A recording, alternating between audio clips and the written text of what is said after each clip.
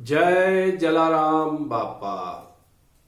नमस्कार, मैं हूं दिनेश ठक्कर बापा और आप देख रहे हैं एम टाइम्स। साथियों, प्रारंभ करते हैं जलाराम बापा के जीवन की कथा का 41वां अध्याय। जलाराम बापा जन सामान्य की तकलीफों को दूर करने और उनसे मुलाकात करने के लिए यदा कदा गांव के दौरे पर निकल जाते थे। जब भी अगले गांव जाना होता था तो वे पहले से ही घुड़सवार सेवक को भेजकर अपने आगमन की सूचना दे देते थे। अक्सर उनके काफिले में कुछ सेवक अनुयायी भी साथ रहते थे। जलाराम बापा अतिथि बनकर कभी भी किसी पर बोझ नहीं बनते थे। जो श्रद्धालु स्वेच्छा से उन्हें आतिथ्य सत्कार देना चाहता, उसके आमंत्रण को वे सहर्ष स्वीकार कर लेते थे। कुछ ऐसे भी प्रिय अनुयायी थे जिनके यहां वे नियमित तौर पर अतिथि बनते थे, लेकिन यदि आतिथ्य सत्कार में किसी अनुयायी को कोई परेशानी होती थी तो जलाराम बापा दूर से ही उसके मन की पीड़ा को भांप लेते थे।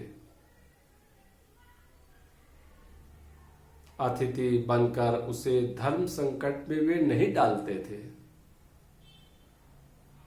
जलाराम बापा तो अंतर्यामी संत थे, इसलिए वे कभी कभी अपने आतिथ्य सेवा की अदला बदली भी करते थे और इससे अनुयायी को अप्रत्यक्ष सहायता भी उपलब्ध करा देते थे। सातूदड़ गांव के अनुयायी वीरजी भाई और आंबा भाई के साथ भी कुछ ऐसा ही घटित हुआ। यूं तो इस गांव में जलाराम बापा के कई अनुयायी थे, किंतु वीरजी भाई और आंबा भाई उनके ज्यादा करीबी थे। इसलिए जब भी जलाराम बापा इस गांव में पधारते तो इन्हीं के घर अपना पड़ाव डालते। पूरे गांव के लोग इससे अवगत थे। जलाराम बापा के आगमन की जानकारी मिलते ही बाजू के ग्रामवासी भी दर्शन करने उमड़ पड़ते थे।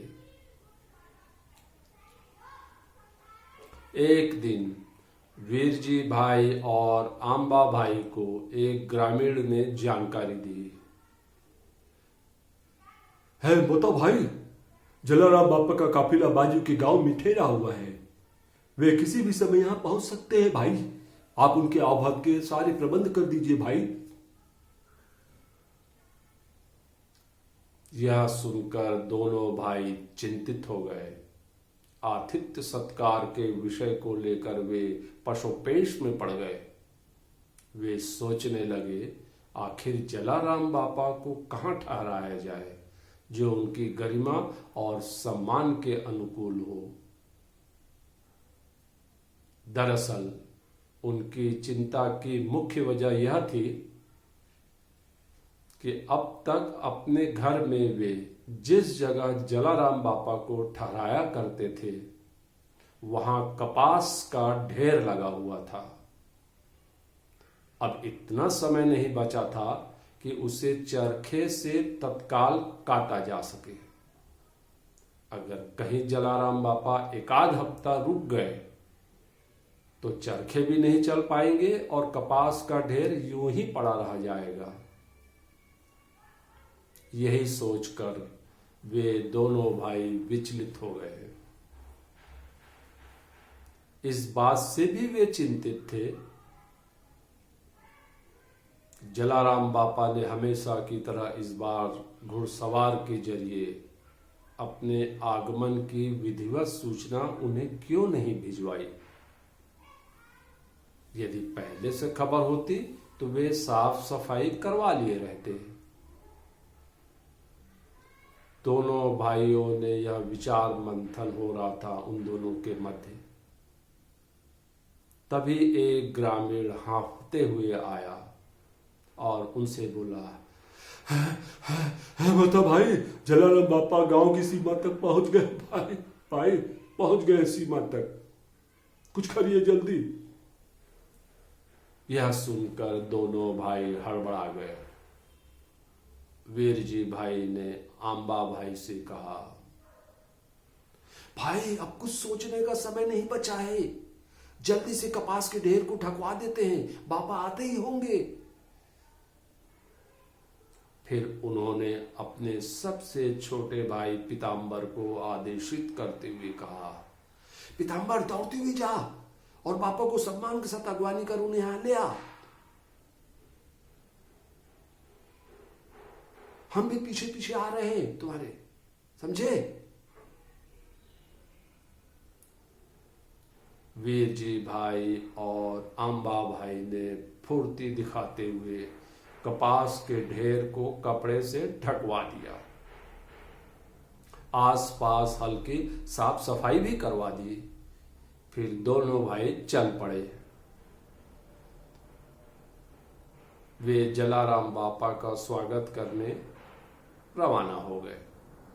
वे कुछ कदम आगे बढ़े थे कि सामने से पीताम्बर आता हुआ दिखा।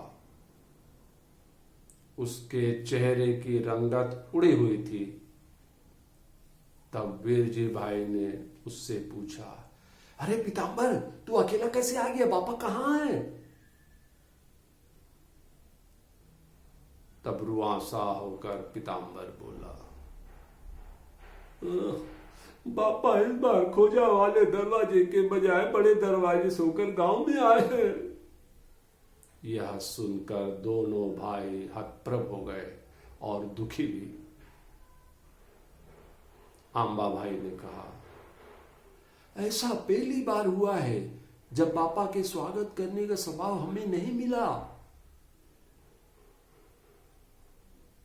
उधर बड़े दरवाजे के पास वीर जी भाई के चाचा प्रेम जी का घर था।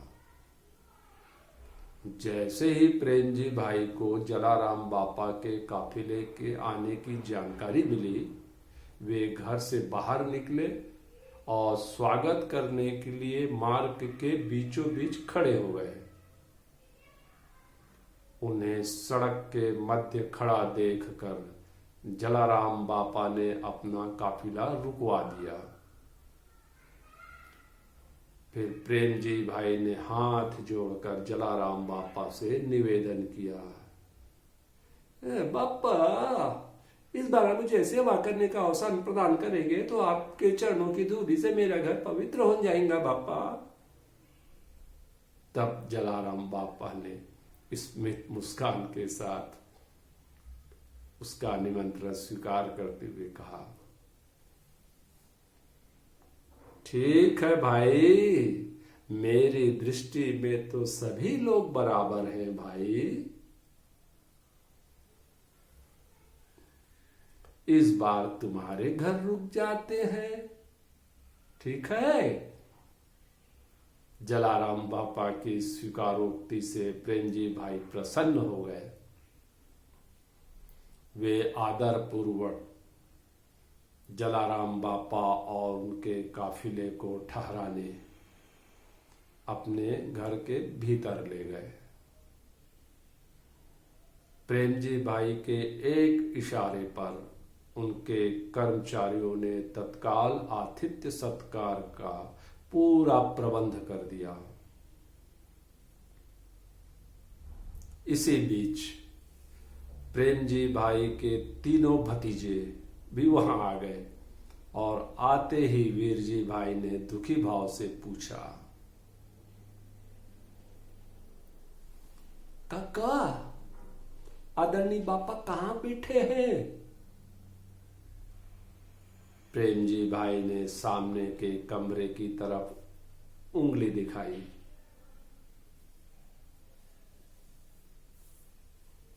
वे फुर्ती से कमरे में दाखिल हो गए।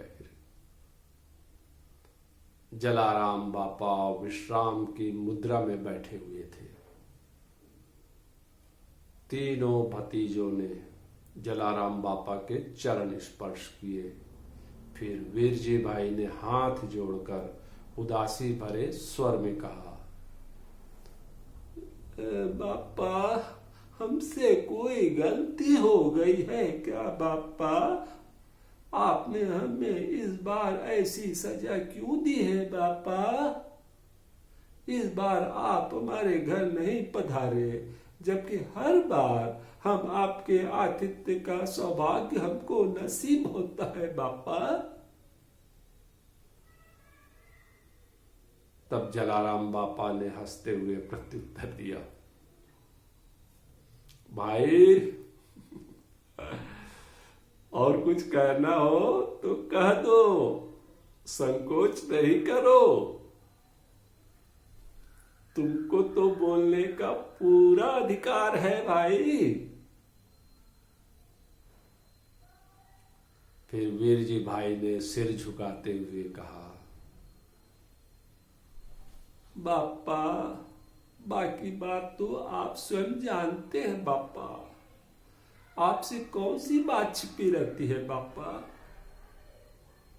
फिर जलाराम बापा बोले,